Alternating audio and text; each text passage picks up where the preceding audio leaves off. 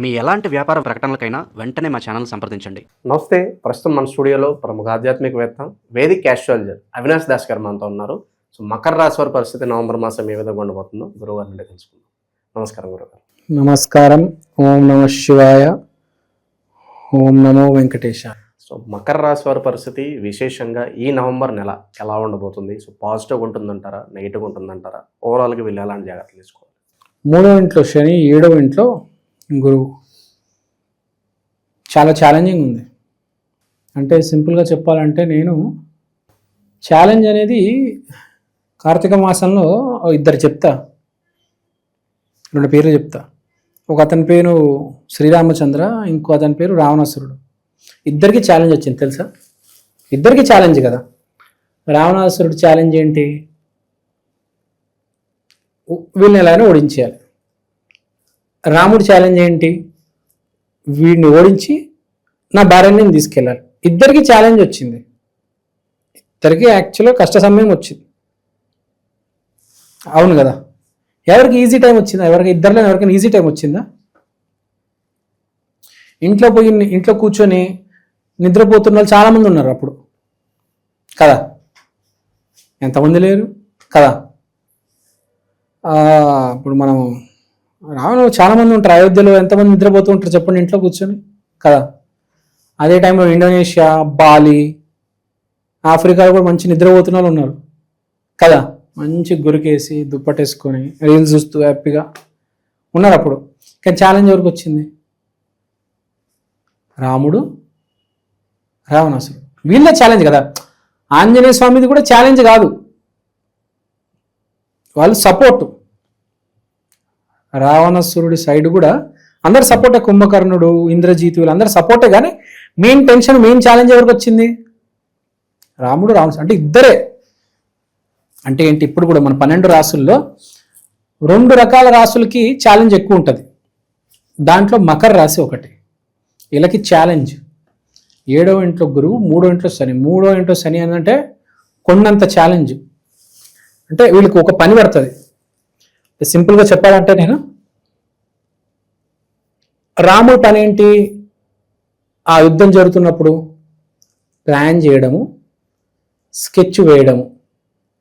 అప్పుడు రావణాసుడు ఏం స్కెచ్ చేశాడంటే, నేను పని చేస్తాను, ఆంజనేయ స్వామితో ఇంకోటి లక్ష్మణుడితో యుద్ధం చేస్తాను, రాముని అటువైపు బిజీ పెడదాము, రాముడు వేరే వాళ్ళతో యుద్ధం చేసే లోపల ఇక్కడ నేను లక్ష్మణుడిని వీడి మీద విజయం సాధించేస్తాను అని వాడు స్కెచ్. రాముడు ఏం చేశాడు? ఆ స్కెచ్ని ముందే గమనించేశాడు. వచ్చేసి డైరెక్ట్ రావణాసుడితో పెట్టుకుని రావణాసుడిని చంపేశాడు. యాక్చువల్గా రావణాసుడి ప్లాన్ ఏంటి? ముందు లక్ష్మణుడిని వేద్దామని కదా. దాంట్లో సక్సెస్ కూడా అయ్యారు. ఇంద్రజీత్ వచ్చి మన లక్ష్మణుడి మీద నాగాస్త్రం వేస్తాడు, గుర్తుందా? అప్పుడు ఆంజనేయ స్వామి హిమాలయాలకు వెళ్ళి ఏదో కొండ పట్టుకొస్తాడు. దాంట్లో ఏదో చిన్న ఆయుర్వేదిక మూలికలు ఉంటే దాంతో ట్రీట్మెంట్ చేస్తాడు. రావణుడు స్కెచ్ ఫలించింది. ఏదైతే చేద్దాం అనుకున్నాడో అది చేశాడు. కానీ లాంగ్ రన్లో ఓడిపోయాడు. కానీ షార్ట్ పీరియడ్లో వాడి స్కెచ్ సక్సెస్ అయింది. కానీ రాముడు కూడా ఆ ఛాలెంజ్ ఫేస్ చేసి ఏదో ఇంకా అయిపోయే లోపల లక్ష్మణుడిని కాపాడి రావణాసురుడిని ఫినిష్ చేశాడు. ఆంజనేయ స్వామి సపోర్ట్ చేశాడు. సో ఛాలెంజ్ వచ్చింది, స్కెచ్ చేయాల్సి వచ్చింది. సో ఈ మకర రాశి వాళ్ళు ఏంటంటే వీళ్ళకి ఫస్ట్ ఒక ఛాలెంజ్ వస్తుంది. వీళ్ళ నెత్తి మీద ఒక ప్రాబ్లం వస్తుంది. వీళ్ళు ఒక స్కెచ్ చేయాలి. దాన్ని ఎదురు వెళ్ళి ఢీ కొడితే ఓడిపోతారు. ముందు ఒక స్కెచ్ వేస్తే అప్పుడు నీకు వచ్చిన ప్రాబ్లమ్ని నువ్వు ఫేస్ చేయగలవు. నువ్వు స్కెచ్ వేయకుండా ఎదురు వెళ్తే లక్ష్మణుడిలాగా ప్రాబ్లం వస్తుంది. రాముడిలాగా స్కెచ్ చేసి అప్పుడు ఎదుర్కోవాలి. రాముడు కూడా నేల మీద పోరాటం చేయలేదు, రావణాసురుడితో ఆకాశంలో పోరాటం చేశాడు. రాముడు నేల మీద కనుక బ్రహ్మాస్త్రం వేసుంటే ఆ బ్రహ్మాస్త్రం నుంచి వచ్చే వేడికి ఆ న్యూక్లియర్ ఎక్స్ప్లోషన్ జరిగి భూమి మొత్తం నాశనం అయిపోయేది.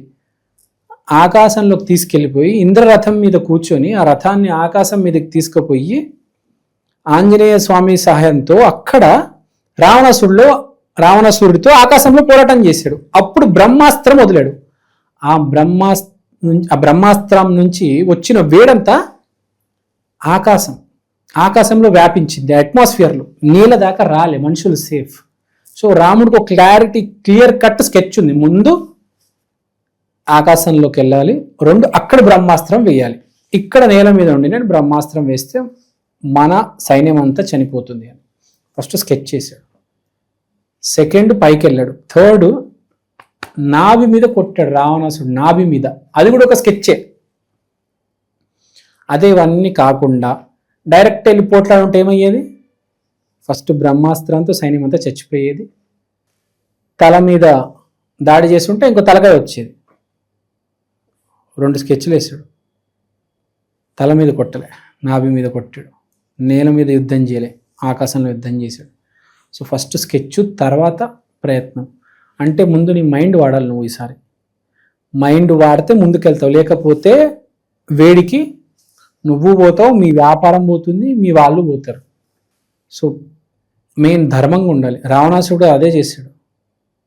వాడు కూడా ఆకాశంలోనే యుద్ధం చేశాడు. వాడు కూడా మంచి అస్త్రాలు వేసాడు, కానీ ధర్మం లేదు వాడి వైపు. వాడు కూడా మంచి స్కెచ్ చేశాడు. వాడు కూడా చంపేద్దామని ఫిక్స్ అయ్యాడు. వాడు తక్కువవాడు ఏం కాదు, కానీ ధర్మం లేదు కాబట్టి ఆ టైంలో మైండ్ పనిచేయలేదు, ఓడిపోయాడు, స్కెచ్ వేయలేకపోయాడు. సో పాయింట్ ఏంటి? మీరు వ్యాపారం చేస్తే ఈసారి ఈ నెల మోసం చేయొద్దు. చాలామంది, నేను చెప్పొద్దు, కిరాణా షాపులలో ఎక్కువ రేట్లకు సామాన్లు అమ్మేస్తూ ఉంటారు. తర్వాత కార్తీక మాసంలో ఇబ్బందులు పడుతూ ఉంటారు. ఈ టెస్టు, ఆ బ్లడ్ టెస్టు, ఈ హాస్పిటల్లో బిల్లు కట్టాలి, హాస్పిటల్లో బిల్లు కట్టాలని. సో అవన్నీ జరగకూడదంటే ఈ మాసం నీతి నిజాయితీగా వ్యాపారం చేయండి. ప్రతి మాసం చేయాలి. మెయిన్గా ఈ మాసం నీతి నిజాయితీగా వ్యాపారం చేస్తే బాగుంటుంది. సరుకులు ఏదైనా కిరాణా షాప్ స్టార్ట్ చేయాలంటే నెల బాగా కలిసి వస్తుంది. వివాహ ప్రయత్నాలు చేయొచ్చు అంటారా? వివాహ ప్రయత్నాలు చేయొచ్చు. ఎస్పెషల్లీ మకర రాశిలో లేడీస్ వివాహ ప్రయత్నాలు చేస్తే సక్సెస్ అవుతుంది. ఎందుకంటే గురువు 7వ ఇంట్లో, గురువు అంటే హస్బెండ్, 7వ ఇంట్లో అంటే పెళ్ళి.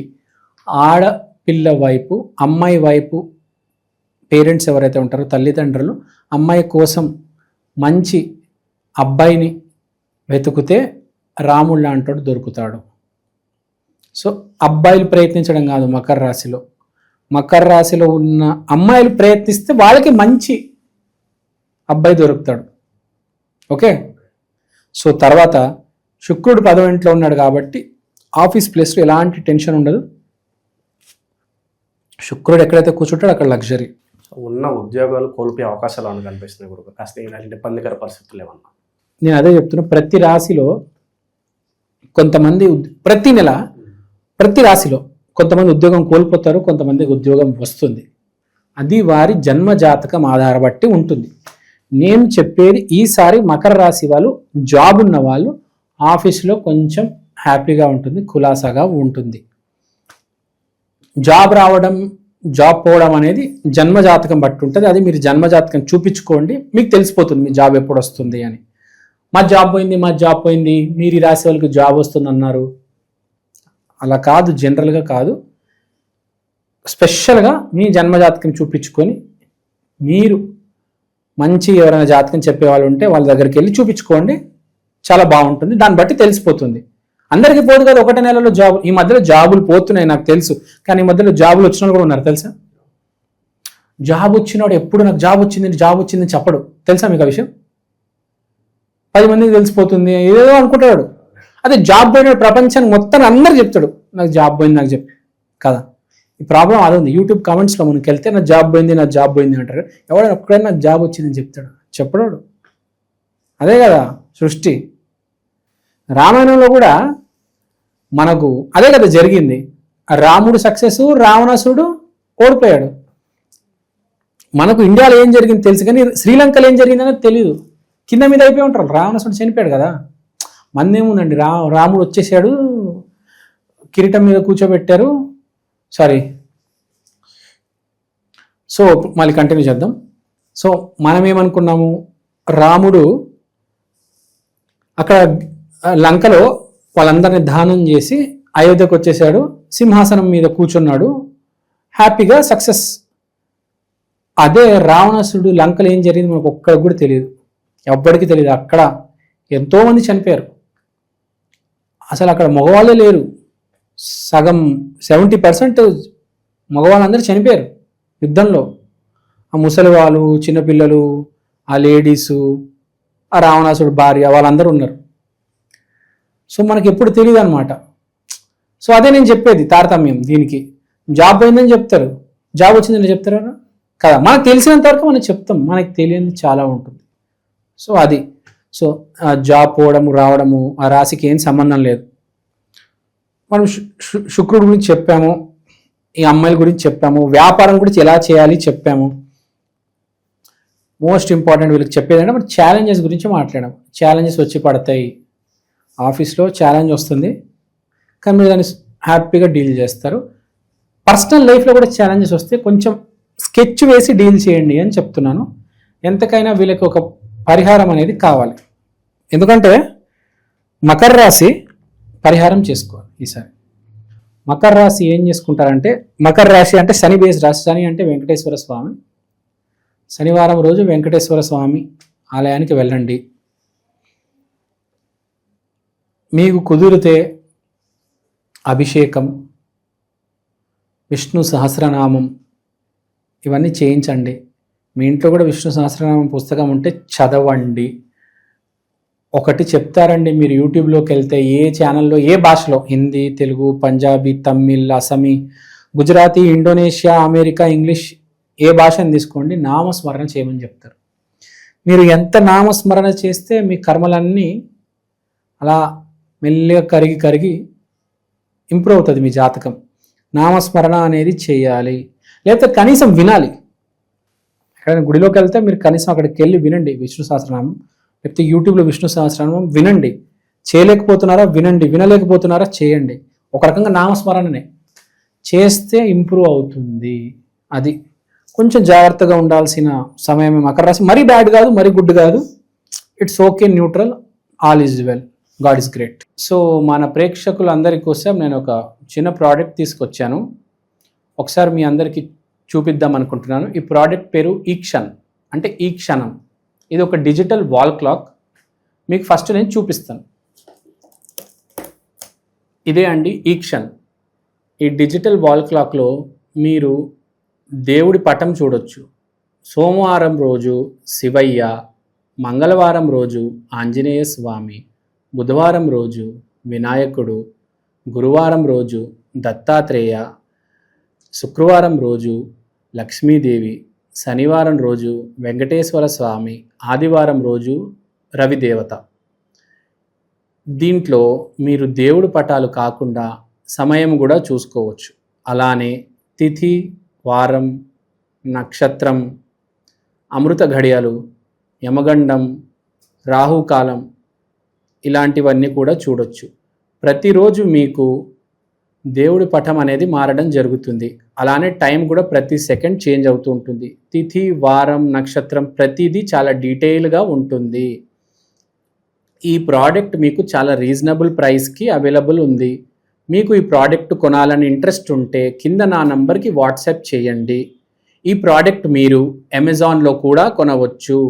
ఈ ప్రోడక్ట్ ఆల్రెడీ చాలా సేల్స్ ఉన్నాయండి అమెజాన్లో. మీరు కనుక వెళ్ళి ఈక్షన్, EKSHAN అని టైప్ చేస్తే వాల్ క్లాక్ మీకు ఇది కనిపిస్తుంది. ఇది వేరే రకరకాల డిజిటల్ ప్లాట్ఫామ్స్లో కూడా మీకు ఆల్రెడీ అవైలబుల్ ఉంది. ఇది చాలా సేల్స్ ఉంది. చాలామంది ఆంధ్ర, తెలంగాణలో దీన్ని ఆర్డర్ చేసుకున్నారు. మీరు కూడా ఆర్డర్ చేసుకోండి.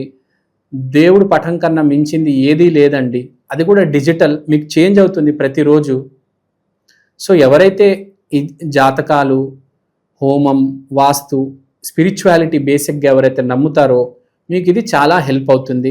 మీకు ఇది ఒక మినీ పంచాంగం, ఒక డిజిటల్ పంచాంగం లాగా మీరు దీన్ని యూజ్ చేయొచ్చు. సో మీరు ఇంట్రెస్ట్ ఉంటే దయచేసి నా వాట్సాప్ నంబర్కి కాంటాక్ట్ చేయండి. చాలా బాగా వివరించారు. ధన్యవాదాలు. ధన్యవాదాలు.